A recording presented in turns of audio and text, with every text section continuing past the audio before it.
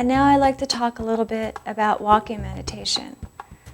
Walking meditation is great to do after you've sat for a while and make a 10-minute walk. Generally you can do it in a circle. You don't need to be with a group, you can do it with yourself. A group, the energy is really fun.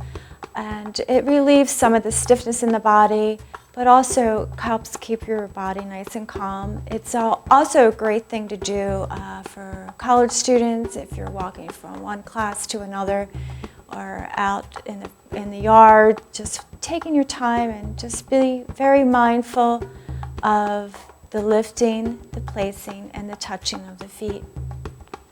And I like to go into a little bit of that. I find that being really mindful of the lifting, the placing, and the touching of your feet, letting go of your thoughts as they come in, because you know you're going to have some thoughts that come in, my friends. They're all just constantly there. Just be aware of the lifting, the placing, and the touching. Your gaze can be slightly down. Your hands can be held in any place that you may feel comfortable with, but generally I just bring them down to the front of my abdominal region. My gaze is generally down on the floor, and I start. There's nothing magical about it except you just walk and be very, very mindful of the present moment. Nice, slow pace.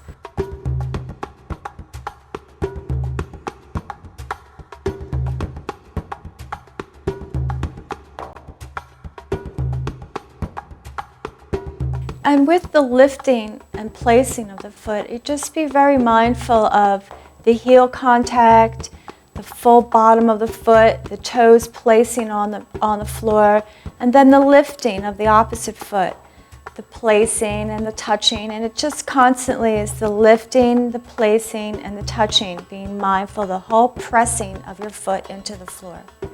And while you're moving in the walking meditation, you might find a little bit of awkwardness with the slowness of the pace, or perhaps the lifting and the placing of the heel and the placement of the ball of the foot and the toes down.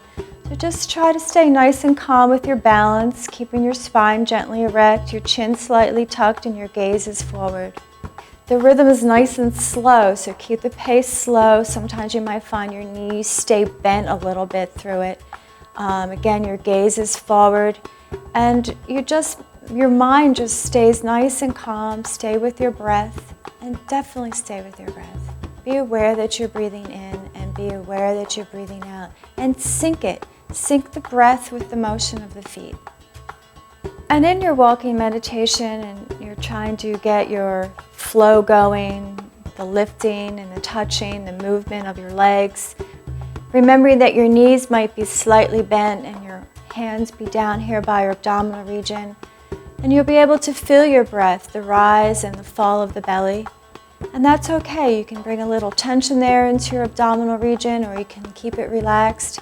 But just flow nice, deep belly breath in and a nice, deep belly breath out. And stay conscious of your breath. Let go of the thoughts. Just stay in the present moment and enjoy. And once again, when the thoughts do come into your mind, go right to your breath. Oh, okay, I'm having that thought. Breathe in and breathe out. Be aware that you're breathing in, and be aware that you're breathing out, and keep it in rhythm with your feet, the motion of the placing, the lifting, and the touching. And in the mindfulness of the lifting, the placing, and the touching, realizing that the full placement of the foot, the heel, the ball, the arch, the toes, the big toe, the tips of the toes, all connect to the nerve endings. And the nerve endings, with that gentle massage of the bottom of the foot, helps break up the crystallization, the stagnation in the bottom of the nerve endings, which we know goes and connects to all of your internal organs, your digestive system, your circulatory, endocrine system. So it's really important not only to be mindful of the lifting, the placing, and the touching, but to bring it to another level, the benefits that it's promoting just by helping massage all those nerve endings that connect to all the internal organs, promote and release toxins and the crystallization in the nerve endings that we know are all connected to all your internal organs, just like the reflexology points, there they are, to stimulate, to promote health, to rejuvenate, to flush out the circulatory system, bringing that oxygenated blood throughout your body to promote health.